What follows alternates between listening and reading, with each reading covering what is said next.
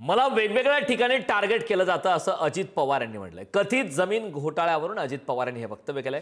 दादा दिवसभर बाहेर असतो, दादाला माहित नसते, अजित पवार यांनी फटकेबाजी केली। मी माहिती घेतली, 1 रुपया दिला नाही, घेतला नाही अशी प्रतिक्रिया सुद्धा अजित पवार यांनी दिली।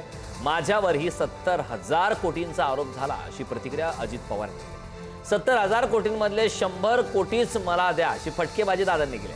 या आरोपांमुळे मला खूप त्रास झाला, पण जनतेचे सेवक म्हणून सहन केला असंही यावेळी उपमुख्यमंत्री अजित पवार यांनी प्रतिक्रिया दिली। मित्रांनो, मला वेगवेगळ्या ठिकाणी टार्गेट केलं जातं। आता ही जी घटना घडायला नको होती ती घडली। मला काही त्याच्याबद्दल माहिती नव्हतं। मी म्हणलं माहिती घेऊन सांगतो। आता काही जण म्हणले एवढी मोठी माहिती दादाला नाही, काही माहिती कशी नाही? अरे बाबा, दादा ही सकाळी 6ला कामाला लागतोय, ते रात्री 10-11ला घरी जातो, त्याच्यामुळे मला नाही माहिती।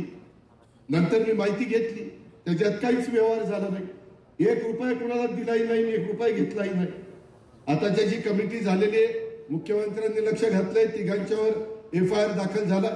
मी तुम्हाला आजपर्यंत सांगतो, सातारा जिल्ह्यात पण काम करताना एका माणसाने माझ्याकडे यावं की अजित पवारनं काम करताना आमचा चहाचा तो मिंदा आहे, मी इथं बसणाऱ्या कुणाच्याही 5 पैशाचा मिंदा नाही, एवढं माझं काम चोख असतो। मी बोलायला कडक आहे।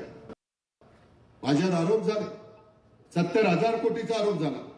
अरे म्हणलं, ते 70,000 कोटीतले 100च कोटी मला दे, बाकी सगळे तू घेऊन जा।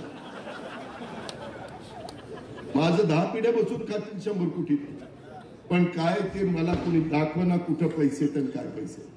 दाढी टाकल्या, सगळं काही केलं। माझ्या नातेवाईकांच्यावर 22 ठिकाणी दाढी टाकल्या।